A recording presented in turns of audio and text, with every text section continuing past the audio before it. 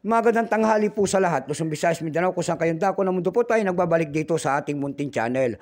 Samuel Soriano, TV29, para mag-discuss ulit ng another coins at ito po ay ating hilig, mangulikta ng barya. Kaya tayo nandito nagsisiling ng kanilang mga halaga, ang aking mga koleksyon para malaman natin ang kanilang mga presyo. Ayan, at isa tayong kolektor. Magandang tanghali po sa lahat ng aking mga subscriber. Kung sa kayong dako ng mundo po, keep safe po sa lahat and God bless. Maraming salamat po sa lahat ng aking mga subscriber dyan. Thank you so much. Yun naman po, hindi pa po nakapag-subscribe dito sa aking munting channel. Anyayahan ko sana kayo at malaking tulong na po ang inyong gagawin. Tulad ng pagpindot ng ating subscribe button, like and share para ma-update po naman kayo sa mga latest ko pang gagawin mga video po. Ayan. Mayroon na naman tayong pag-uusapang barya. Ayan. Ito po ay word coins. Ayan.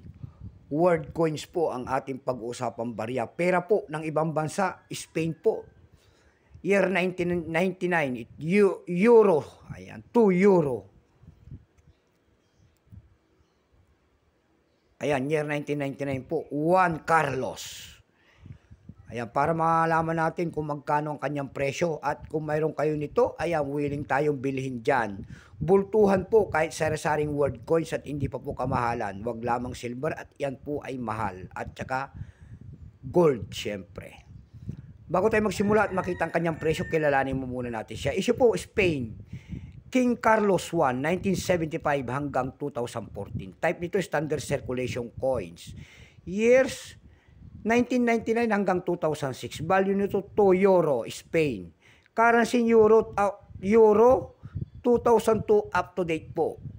Composition po nito by metallic nickel brass, glad nickel, center in copper nickel ring. May bigat lamang itong 8.5 grams, may haba pong 25.75 mm. May kapal po naman itong 2.2 mm. Hugis po siyempre bilog. Orientation niya, middle alignment, number M-88. Reference number KM-1047. Siya po ay si, nasa likod siya po ay si Juan Carlos I ng Espanya. Ito pong year 1999 na ginawa po ng Spain, dalawang klase po. Mayroong itong BUSIT. Ayan. 0.7%. Pero itong hawak natin, ito po ay year 1999, 38%. Kung ilang piraso naman ang ginawa sa barya na hawak natin, ito po ay 60,500,000 piraso po. May price na po ito doon sa ating numista. Yung kanyang fine ay 120, very fine 120, extra fine 120, almost uncirculated 120. Ang circulated po nito ay nagkakahalaga na po ng 130 pesos. Dako tayo sa kanyang presyo. Ayan, doon sa ating eb.com may nakita ko tayo nagbebenta doon ng $12.9. Nasundan po ito ng $6.99. Nasundan pa rin po yan ng 354 pesos.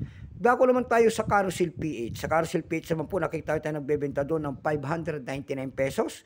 Nasundan po ito ng 800 pesos.